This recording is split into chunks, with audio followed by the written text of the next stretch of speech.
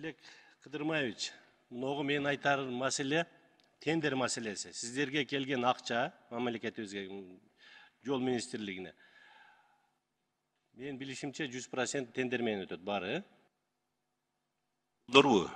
Жолдор, Жолдорду мен жагында айттым го, тендерге бербей көбүнчөсүн өзүбүз жасап атабыз. Жок, сиз келгенден бери ошол башталды. Ага чейин 100% тендер менен кеткен.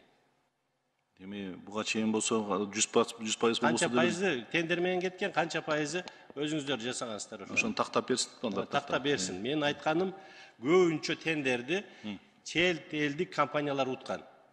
Алар кайрадан келип туруп эле биздин компанияларга субподрядчик кылып берип атат. Өзүнүн, аны билесиздер да, өзүнүн пайызын алып калып туруп, калганын берип атат. Кайра эле өзүнүн компаниялары жасап атат. Көпчүлүгү. Сиздерде ошону мониторинг жүргүзүп, изилдеп, Бул боюнча сразу жооп берсеңби? карасаңыздар, ошого биздин компанияларга, атамекендик компанияларга шарттарды түзүп, ошолор катышканга дагы мындай эмес, ал условияны мындай жеңилдетсе болобу? Ошону жооп берип кетейинчи. Бул жактан болсо жана немеде инвест проектлер деп атпайсызбы? Сиз айткан суроону түшүндүм жана инвест проектлер боюнча.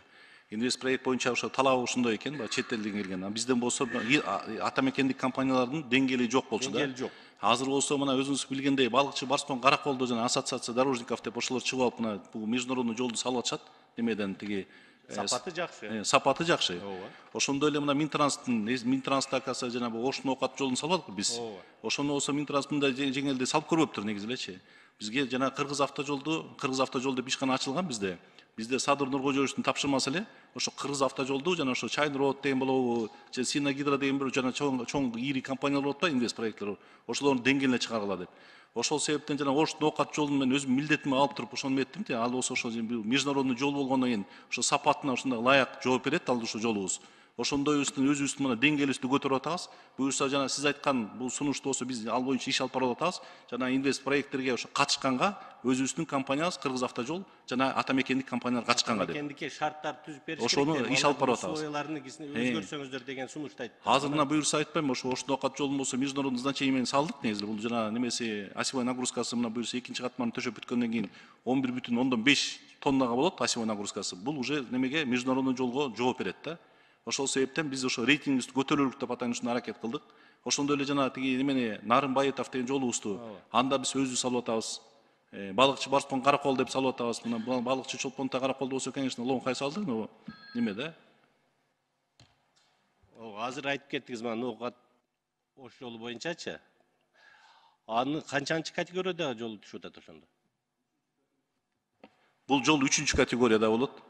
Бул немеси туурасы 12 метр, тиги немеси земляной полотносу, асфальты болсо 8 метр болот да. Азыр биринчи слойду мен буяктан берген маалыматыңыздар боюнча биринчи слойду эле берипсиздер, э? Ооба, биринчи слойду бердик. Биринчи слойдон кийин ал машинаны өткөргөнгө боло береби? Боло берет. Боло берет. Экинчи слойду качан бүтүрөсүздөр? Экинчи слойду эмдиги жылга пландап атабыз. Азыр ушунун үстүнө шыма кээ бир жерлерде интернет эчтеке болбойт. Бул болсо мына башка жолдордун баарын салып атсак, мына 6 сантиметр менен үстүнөн салып атпайсызбы? Бул Оштун Окат жолу 9 сантиметр биринчи катмары. Экинчи катмары 6 сантиметр болот да. Бул щебеночно-мастичный асфальт болот, негизи шыма деп коет да. Бул жана немеси экинчи слой болот. Буну болсо азыркы мына күн сууктап кеткенде салганга сапаты начар болуп калат. Ошол себептен эмдиги жылга кылдык. Ошон үчүн болсо эмдиги жылга чейин болобу ошо жана коопсуздук боюнча деп туруп биз жана временный краска менен чийдик да, разметка жок аякта.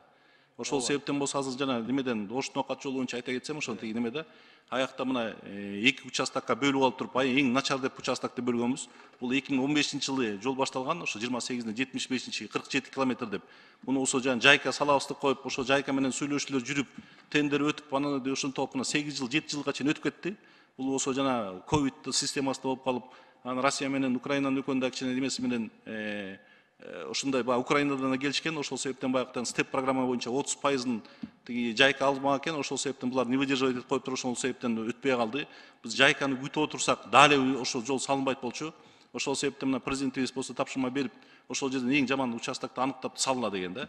Бул болсо жолду болсо айтпайм, биз болсо мына жанатан ДЭУларды айтыга сын пикирлер айтылып атат. Бияктан болсо ДЭУлар менен баарыбыздан ушул жака иштеп, баарыбыз ошо жапа тырмак иштешип, ошол сапаты өзүбүздүн деңгээлибизди жогорулаттык. Бияктан жана международный жолдорду салганга мына биздин өзүбүздүн тажрыйбабыз да жетип калды, организациябыз да жетип калды. Бияктан болсо Оштун Окат жолунда аябай көптөгөн иштин баары жүрдү да. Аяктан болсо жана тетиги немеге чейин жетип, жана биринчи суглинкага чейин жетип непригодный материалдын баарын аяктан выемка кылып, аны аякка сабгрейд төшөп, сабгрейд, саббейс, бейс деп аны төшөп, асфальтка чейин жеттик да. Бул эми аябай кыска мөөнөттө жасадык. Жана жогоруда айтып кетти го тиги немеден 75-108 километрде 7 жылдан бери салып келаткан жол, ошондой эле категорияда жол. Биз болсо мына көрдүңүз 2-3 айдын ичинде бүтүрдүк да. Ошондой эле мен ар бир жердин баарын ошо сроктун баарын коюп алып, ошону ишке алып баратабыз. Бүт стройкасынын баарын далга стройго алам кетпесин депчи. Ал болсо ошо график менен жүрүп атат, буюрса график боюнча кетип баратабыз. Дагы бир суроо, ошол жерде азыр маалымат берип кеттиңиз, могу Россия менен Орусиядан битум боюнча. Ошол сапаты ошол келгени битумду Россиядан алгансыздар да?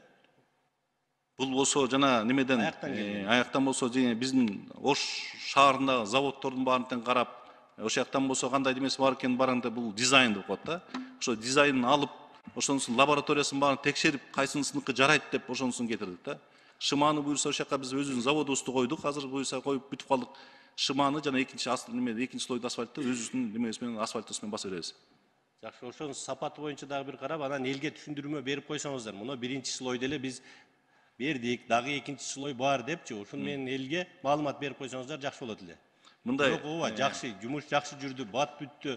Ушул боюнча дагы бир суроо, эми азыр мына жайка менен мурда иш алып бүтпөй калды деп айтып атпайсызбы? Жакшы, өзүңүздөр салдыңыздар, дагы канча калган километр? Калган 34 километр калды. 34 километр. 34 километрде болсо азыр жайкалар менен иш жүргүзүп атабыз. Жайкага биз ошо уруксаат алып атабыз. Ошо ата мекендик компаниялар салсын деп. Буюрса алар ошол макулдугун берип атышат. Жакында ошол буюрса бүтүп калса, сүйлөшүүлөр жүргүзүп бүтүп калса, ошондо жанагындай сиз өзүңүз жана замечание бергендей эле ата мекендик компанияларга чыкканга ошол шарт түзүп берип атабыз. Анан ошондо тендер өткөргөндө бөлүп жана Ысык көлүнүн жолуга окшотуп 2-3 компанияга бериш керек деп мен сунуштайт элем. Бири-бирин эметип, сапаты дагы батыраак бүтөт эле. Өзүңүздөр салдыңыздар го. Азыр убакыты аз убакыттын ичинде. Туура. Ооба, ошол боюнча. Анан ички чарбалык жолдор боюнча мен сизге кат менен жиберейин. 2-3 маселе бар экен, анан кат менен жиберип сиз менен отдельно байланышайлы. Рахмат. Ошол анан жайка боюнча дагы ушул жолду качан башталат? Калган 47 километр. Калган 34 километр. 34 километр. Ошол мен жана жогоруда айтып кеттим. Ошо азыр болсо жайка менен сүйлөшүүлөр жүрүп атат. Жакында бизге ушу уруксаат берет, ошо тендер өткөзгөнгө деп. Быйылкы жылы тендерди өткөрө аласыздар? Быйылкы жылга деп биз мына тиги мен келгенден бери ошол жактан сүйлөшүүлөр жүргүзүп атат. Өзүм да Япония бар, алар менен да сүйлөшүп келгем. Алардын ушундай процедурасы ушундай укмуш экен, алар ар бир министерствосы менен бири-бири менен согласовать этип, аябай ушундай кылдаттык менен карайт экен, ушуга чейин келип атышат да. Буюрса биз ошо аракет эле кылып атабыз. Улам кайрылып, улам жазылып, улам жазып айтып атабыз. Бияктан компаниясы менен да сүйлөшүп атабыз. Анан ушу жакынкы аралыкта деп айтып коюшат. Буюрса жылдын аягына чейин деп биз күтүп атабыз. Эми бүтүп болуп калса бизге деле жакшы да, эртең. Жылдын аягына чейин тендер бүтүп калат. Бүтүп калат дейби? Рахмат.